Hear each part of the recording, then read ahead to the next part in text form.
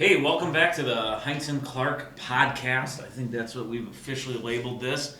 You can probably see we have a special guest back. You might recognize him. He looks very similar to the guest we had on doing crypto.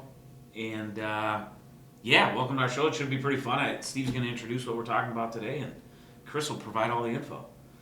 Yeah, so our guest is Chris Peterson. As Aaron said, he was on, I think it ended up being a two-part.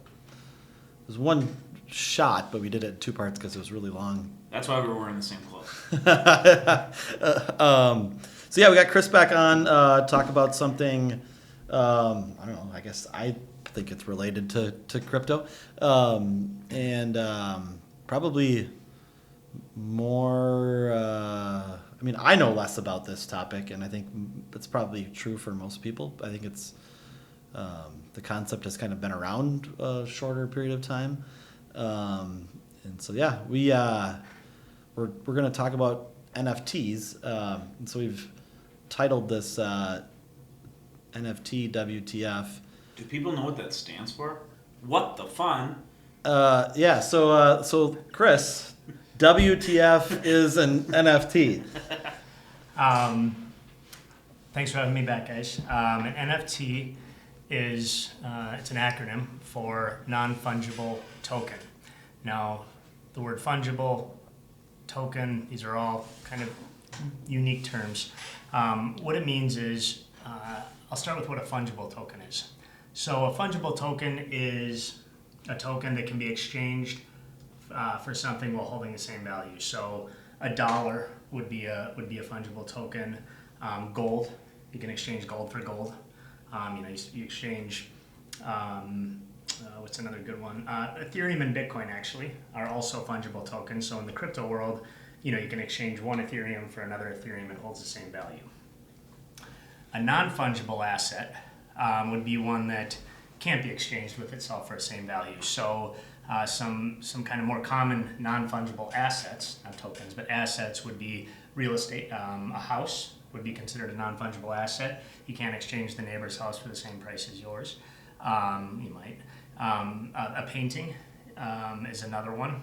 And then if you go into the digital world, so that's more the tangible world, but you say a digital non-fungible asset would be something like, I don't know if you guys have kids, or I know you guys actually both have kids. I know yours plays Fortnite. A skin in Fortnite, so a character in a video game that has a lion skin would be considered actually a non-fungible token. You can't necessarily exchange a lion skin for a tiger skin. When it comes to non-fungible tokens and the place we're talking about today, a non-fungible token is something that has gotten really big, especially in the last year and a half or so. It was actually in 2017 where they kind of started to be introduced, but it really didn't do much until recently. What it really is it's as a token, and I should define token. So a token is something in crypto, or in the space we're talking about, as basically a digital certificate that's stored on a blockchain. So a non-fungible token would be a digital certificate stored on a blockchain that's verifiable that it belongs to somebody. So it's almost like a digital signature or ownership to show that Aaron owns this asset and nobody else does.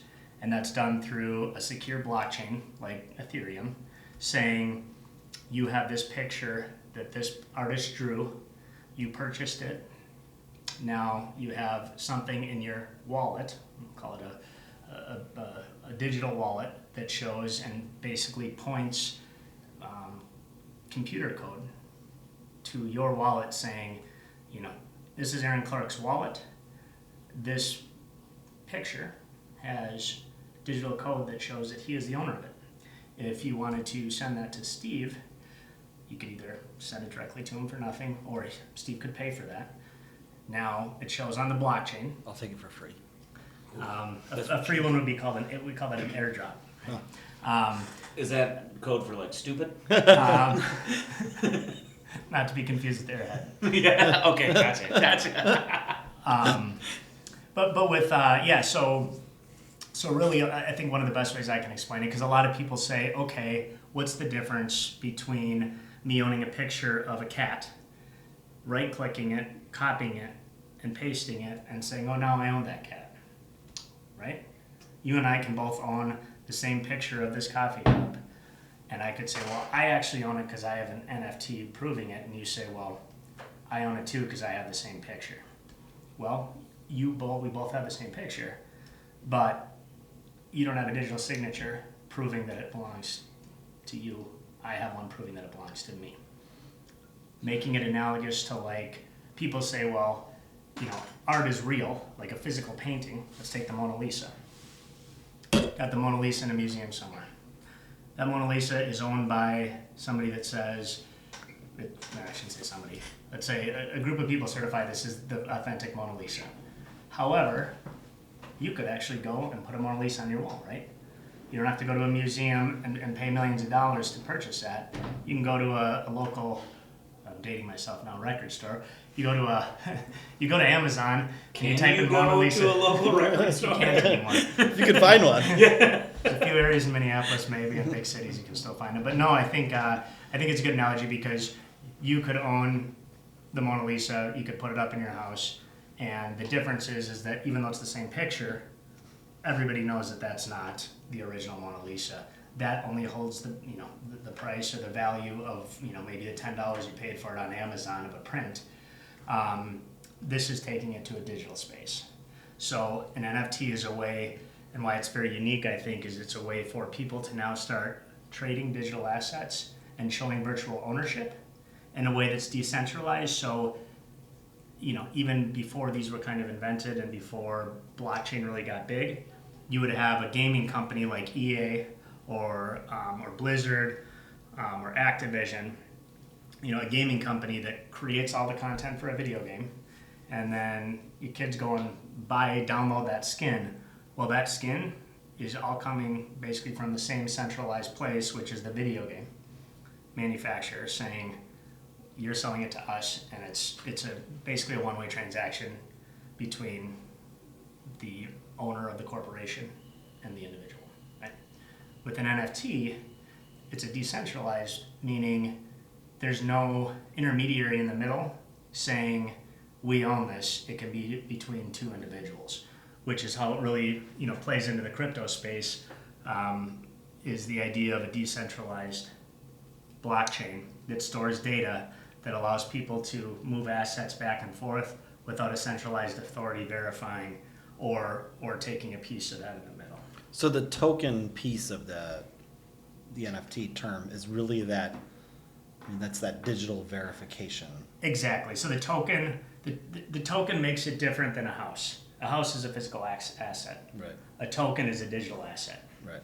Now we could even go into saying that in the future, you'll probably start to see more physical assets actually being tokenized. In other words, your house might have a token that's associated with it as a form of verifiable ownership. Almost like a title. Exactly. Okay. Exactly. Right. Yep. And that So the token is the title, not the actual image. Right. That's A token represents something. And the non-fungible piece again, and why this fungible term has come into the forefront, is because it's saying that this is unique. You can't trade this certificate for that certificate and say it's the same value. so like if I'm selling my house, Yep. there's a title company that's verifying the essentially that it has a clean title and that I own that house that I'm claiming I own and that I'm selling. Correct. This is essentially using a blockchain Yep. A public ledger. to do that. Am I assuming that this is like instantly? You can do it instantly, and you can and you do it in a way that has, whereas a title company, has attorneys and laws behind it, Fees. and a whole operation, right? Right. A lot of overhead. Probably a lot of going through records and data and. Yep. Exactly. Where this is a way of a filing system, and the decentralized nature of it is is allowed to happen in a way that people feel is secure, because you have what are called validators, which are people running. I'll use the example of Ethereum because that's the most popular blockchain right now running, where you have digital validators all over the world that are running what are called nodes. And what those nodes do is they get pieces of information, and that information is verified that says, okay, Steve just sold his house to Aaron. You have 200 nodes around that say, yep, Steve transferred to Aaron. Yep, Steve transferred to Aaron. If you get consensus amongst a supermajority of those nodes that says, yes, this actually happened, then it gets stamped in the history of the block. The block gets filled with that information and says, yes, this happened. If, for example, there was fraud or you were trying to pull one over, you've got all these nodes all over you would have non-consensus.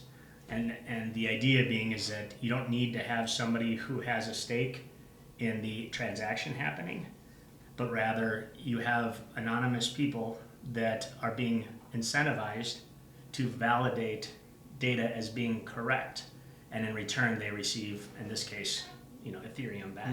They're called mining, right? Right. Yep. So, yeah. We talked about that on the other podcast. Yes, in the other podcast. Yep. Because it's not actual mining. Right. It's it's called proof of work, and it's the idea of proving that your computer basically ran some calculations using electricity to verify that this data is what it is. A really good example, actually, of NFTs and how they'll start to be used, I think, a lot more in the future too, is like tickets. So you've got X amount of tickets available for a concert, or a baseball game, and they're right now run one way where you've got a Ticketmaster, different distribution methods, but with an NFT, you could really take that same system and have, you could have a piece of art be a ticket. You could have the title to your house. Everybody who owns a house in our neighborhood, a concert could say, we're going to throw a fundraising concert, and everybody that comes from this neighborhood can use the title to their house essentially as a form of certification that says you get to come into this concert because you're from a neighborhood that has this address that's associated with this piece of computer code that verifies that that's it, and there's only one. So it helps with duplication, and it also opens up creative ways of people being able to use NFTs for more than just trading art, which right now is one of the biggest ways that people use NFTs. Well, I think that's kind of where I wanted to go next. Is I think you did a good job of describing kind of what an NFT is, but let's put a little real life kind of context in how this is being used. Sure. Right. So what are the most common ways, I think the other thing that is the value, right? So, and this obviously from previous conversations, nothing has value until there's a market for it, right? And it seems like that is kind of starting to develop, and I think there have been some NFTs who have had a significant high value, and yep. So maybe just let's kind of get into that, how is this actually being used now, right? And what's been the kind of evolution of that, if you will? Yeah, so a lot of the NFTs, most of the NFTs right now have been in the space of art, drawings, pictures. At least that's where the most heavy trading is being done. So the technology, just like anything, somebody starts using the technology for a specific purpose and not necessarily seeing where the long-term play of it can go. But in this case, the most popular NFT project right now is called the Bored Ape Yacht Club. It was started not too long ago, but it is 10,000 pictures of apes with different attributes. They're called traits, right? So one might have gold skin, one might have a sailor hat, one might have their eyes closed, one might be smoking a pipe, right? Different attributes. What that's done is people minted these apes, which means that somebody created all the art, 10,000 of them, and then they put it on the blockchain, and they created I believe it was, it was basically a randomized generator that nobody knew when they minted that ape what they were going to get. So you could mint one and get one that's more common, or has more common traits. I might get one that's more rare. You mint it for a certain price, right? So I think those went for 0.08 ETH. I don't know what that was at the time, but now they're selling for upwards of 100 ETH. The reason for that value increase is they created a community around it. They created a membership. You're becoming a member of this Bored Ape Yacht Club, almost like a country club, but rather than going to a physical space to play golf and tennis and network and have fun, it's a group of people that congregate a lot on Discord, which is a online social media communication forum. It really started with video games. And where the value comes from is being a part of this club. And it's almost like a status symbol. So this form of NFT is called a PFP, profile picture. On Twitter, which is the biggest space for crypto, really beyond Discord in terms of NFTs, if you put a picture of this Bored Ape, people can now see that you have the gold skin with the Japanese bandana and maybe a bunch of these rare features. We all know there's only one like that, and you own it. And people know that the last price you paid that $300,000 for that, or the equivalent of. It's like you driving around a Ferrari on the internet. It sounds silly, but it's a form of status. It shows that you maybe either bought in early, that you create personalities around that. People know. I mean, the Bored Ape Yacht Club was created by, I believe it was 4 people, that obviously saw some potential here of creating kind of an online digital community using pictures. And so these profile pic are essentially avatars that have now become monetized or given value. Whereas in the past, your picture of this avatar would essentially come from a centralized, again, gaming company or some computer program that says, this is me, but it's created by this other company. Now you take that one step further, and now this company has taken, it's called Yuga Labs, is the company that was behind the Bored Ape Yacht Club.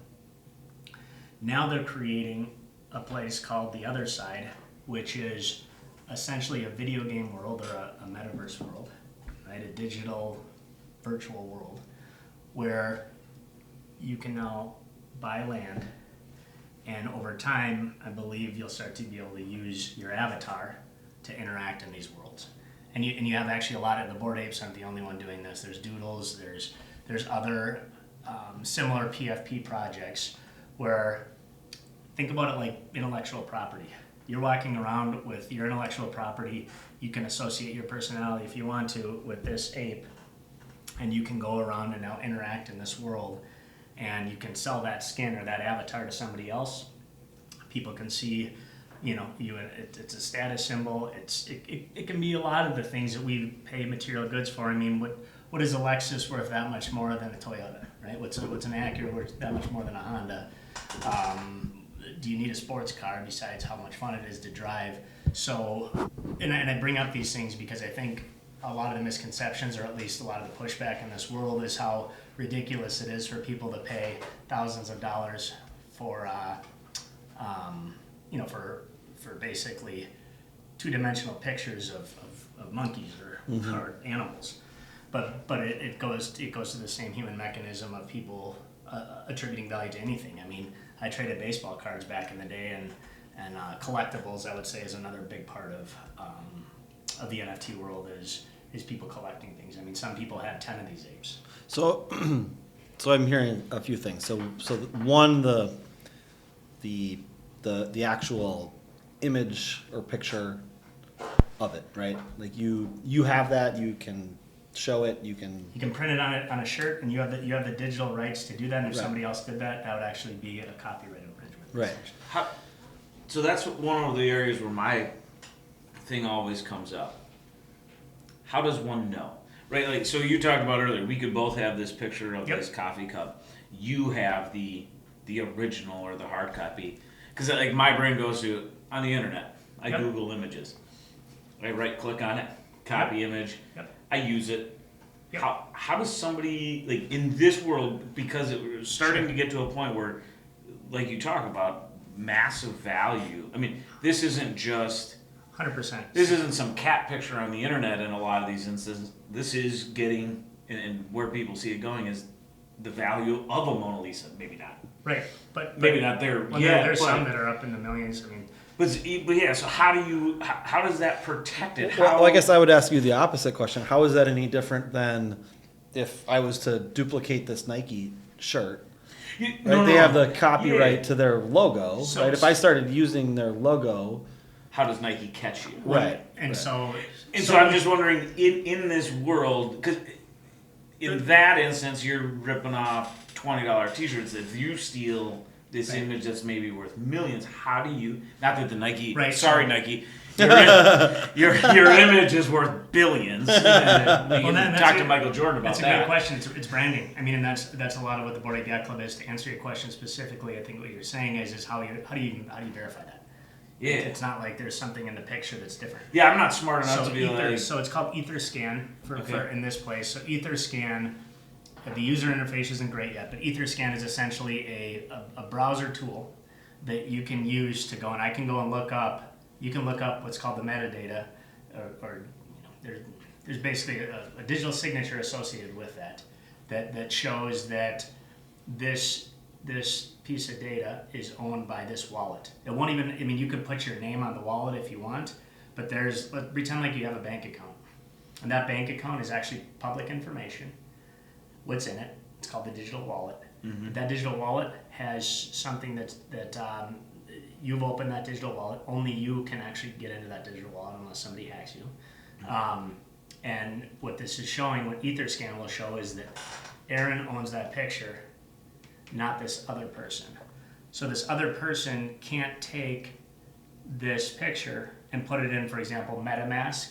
So there's these different digital wallets. So those digital wallets, not only are they important for holding your crypto, because really you're just holding virtual money or virtual assets, but what their value is in they show that this is owned by me. So you could take that. I could put that picture on a T-shirt. I could put it on my screensaver. I could send it to a friend, but I couldn't put it in my digital wallet and have it actually prove that I owned it and not you. So when nobody's going to pay me for that, because it won't actually. There's no digital signature that says I own it. So the token piece of this. The token piece. The title piece. So in terms of going out and grab, so I see one of these Bored Ape things and that's cool. I'm just gonna put it on something for my personal use. Yep. Somebody's probably not coming after you, and maybe they will. I put it on a T-shirt. Yeah, anybody can sue anybody for anybody, but or anything. I mean, we see knockoffs in the streets. Sure. Walking around, people selling them. Yep. Maybe more in New York than here, but somebody's maybe not coming after me for individually doing this. But if I were to try and go sell this to somebody savvy, they would say, "No, you don't even own that. This is some knockoff." And that brings up a great point, because actually in this world, despite how virtual it is, it's actually much harder to sell a fake asset in this world, because there's this public ledger of blockchain tech that secures it, where it's not just printing a picture on a shirt and selling. You can sell those shirts all you want. If the picture's that cool, more power to you. If you're making thousands of dollars off of somebody else's image, they'll probably come after you. Then they'll come get you. But if you're just doing it for yourself, nobody really cares. So it's actually, that might be increasing the value of that. Probably, yeah. It's free marketing. Yeah. Exactly. So yeah, I think there's a level of security that comes into it that has yet to be seen in other places where you can't say that. Okay, so if you're trying to sell the Mona Lisa, unlikely you're going to be able to do that. Right. Or your fake Mona Lisa. Sorry. So we got the image piece of it, the kind of asset piece of it, and then I heard you talk about.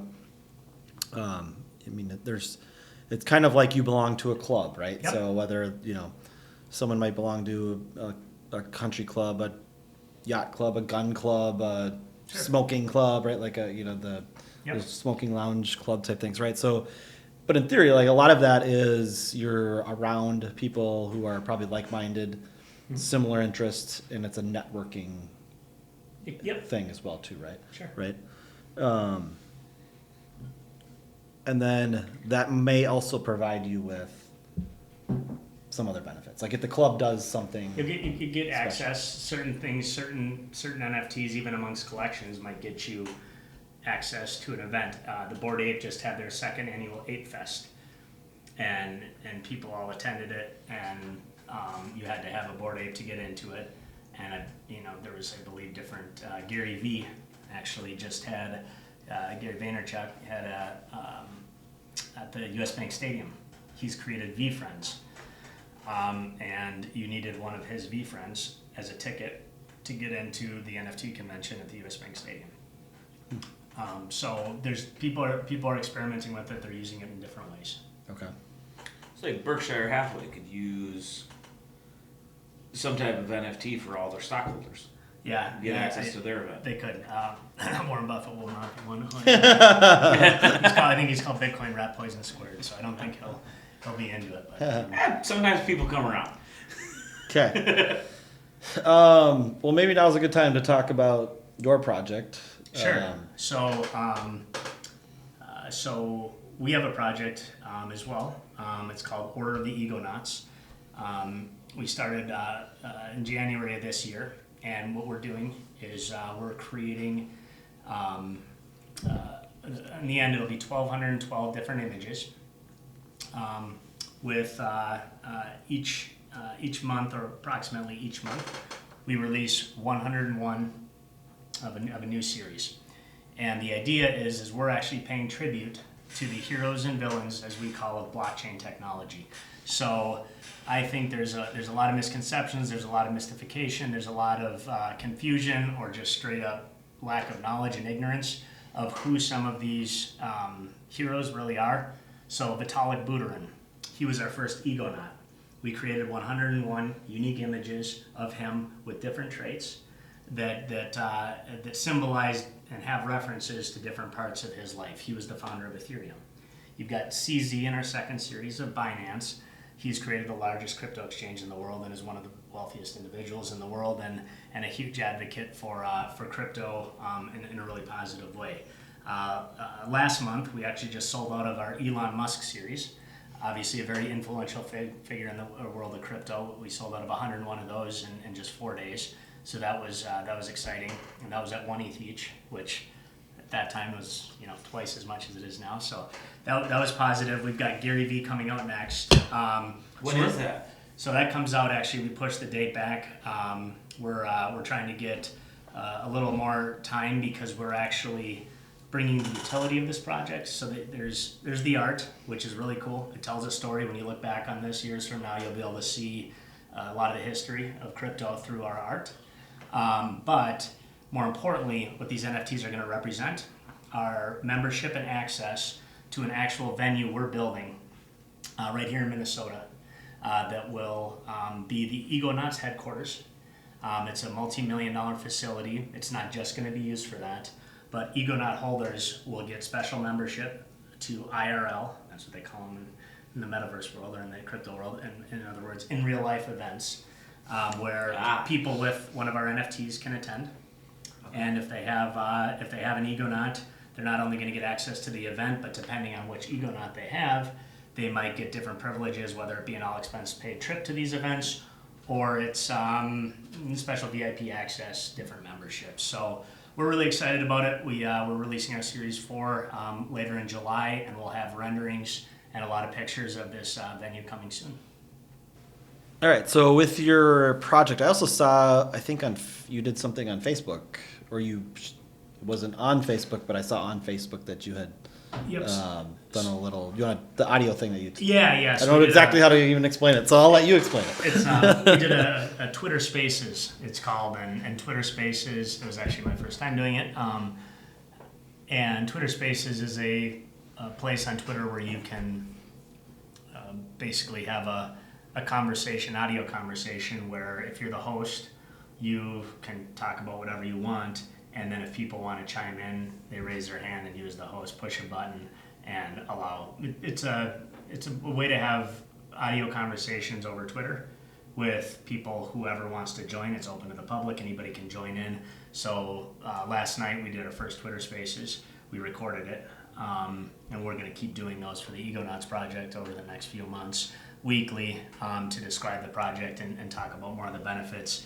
A lot of people do like AMAs, they're called, so Ask Me Anything. So next week I think we're going to do an AMA on what the Egonauts project is. We've been waiting actually on renderings of this facility, this venue we're building, to start to show people a little more and get people a little more excited about what it is we're actually building. There's a couple components I want to talk about before we get off our project and get back into the world of NFTs in an unbiased way, right? But we're hoping in this facility we're going to have a basement where we use mining machines. So we talked about that mining before, proof of work. Well, there's obviously a benefit to mining in terms of you mining crypto. So, taking the asset in. One of the biggest expenses in mining, or the only expense really besides building buying the machines, is electricity.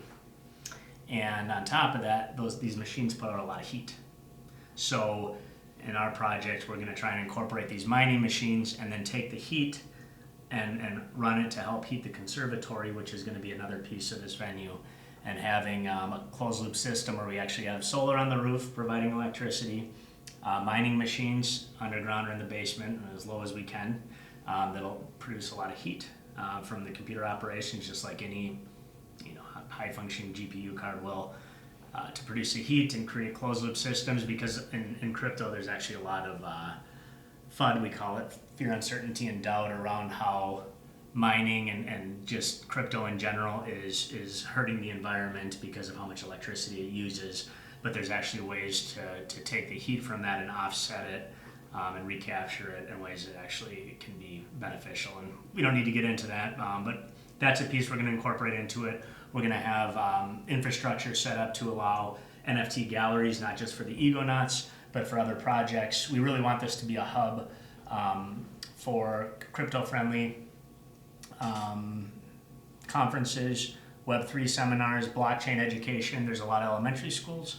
There's a lot of high schools in the area that I feel like we're just starting to scratch the surface of what this space can be. And not that we're building this specifically for crypto, but we're going to have crypto-friendly aspects to it. And the Order of the Egonauts project is a piece of that and a component of that to say, hey, here's this art, here's what we're building over the next 12 months. Those who own this art are contributing to something greater, but also at the same time getting membership to these in real life events that we're planning to host there. Obviously at this venue we'll have weddings and corporate events and things that have nothing to do with crypto at all, but trying to incorporate Wait, but if more. you have one of these NFTs, you're allowed to crash any of those events. Those notably weddings, right? Maybe of the 1,212, we'll have 3 of them that will have these specific traits on them that say you can crash an event, and we'll notify all guests that we'll have a clause in the agreement that says an Egonaut may crash your event. I'm starting to see the real value of an NFT right in this moment. So in our break, Shoot. in our short break we had here, Chris was talking, and I think you guys were actually kind of having this conversation about, and Chris, you were talking about, I'm going to tie this to tax a little bit, about people are using this as wash sales, essentially. Yep. So in the crypto space, the wash sale rule doesn't apply yet, and so you want to maybe just describe what you were describing? During Yeah. So, I don't. Anybody who has probably followed art or has a cynical outlook on things and can see the dark side of things, there is a dark side in crypto. The government will tell you about it most every day, along with the media. But the dark side is true, and in NFTs, just like in the regular art world, the art world has been used for money laundering for years. I don't think there's any exception in NFT world either. And so, I don't know, it was last month or a few months ago, but I believe there was one of these Bored Apes that are worth, let's say, 100 ETH, so roughly around $300,000 at the time, that I believe was was listed on OpenSea, which is the largest NFT art exchange right now out there, was listed for significantly less than what's called the floor price or the going rate of almost any of these. It was immediately bought up. Well, I don't know if it was proven, but there was strong speculation, and I believe they probably will prove it, that the person who owned this potentially $300,000 piece of art sold it for, let's say, $3,000, took a $297,000 loss. He bought it himself. But he bought it himself. So he sold it to himself, and in the crypto world, between digital wallets and stuff, there's a way to do that. Now, to the general public, that seems like it would be easy to do all day long. The truth is, you hear about a lot of these busts in crypto because the FBI, cyber task force, because it's on a public ledger, you can track a lot of where this art goes and comes from, or where these tokens move around to. So I think you're going to see over time that, yes, during these days pre-regulation, there's been a lot of funny business going on, but as we move towards more regulatory clarity, you'll find less of that happening, and you'll also see that in the cyberspace of public ledgers, you can actually track it a lot more easily than you can, say, track somebody that's exchanging, $100,000 in a briefcase, in their basement. Mm-hmm. So bad people continue to do bad things. Yeah. It turns out that crypto wasn't the first scam, or the first way of laundering money, or the first way of funding terrorism, or the first way of et cetera, et cetera, et cetera. Yeah. All right. Well, I think we probably could go a lot longer. I actually think maybe we'll. I feel like this is an evolving topic, and I know your project is evolving, and the Twitter space is obviously new. So, might make some sense to do another one of these on a part 2, if you will, in a couple weeks or a couple months, and I think maybe get a little bit into some of the taxation too. I don't know that it's overly complicated, but kind of get into some of that. And it's very complicated. To us, it's not complicated. There you go. To you, it's mystifying. And that's why you're here. TurboTax will not be able to handle this. All right. Yeah, well, thanks you guys for talking about it. Appreciate you guys, Heinz and Clark, actually talking about these things. I think there is a lot of mystification around it, and just having open conversations. I'm not an expert on any of this as well, but I'm trying to learn, and I think through these conversations I learned something, and I think anybody's listening learned something, and just trying to break down the intimidation factor, because at the end of the day, it's going to be like email was in 1995, 96, where all of a sudden it became less complicated, and Everybody's using it. Yeah. More conversations like this as well. Okay. Yeah, awesome. Thanks for being here. Like, share. Yeah, the socials, do all that. If you're watching an NFT show, you should know what all that means. Yeah. All right, thanks. Thanks Thanks for coming.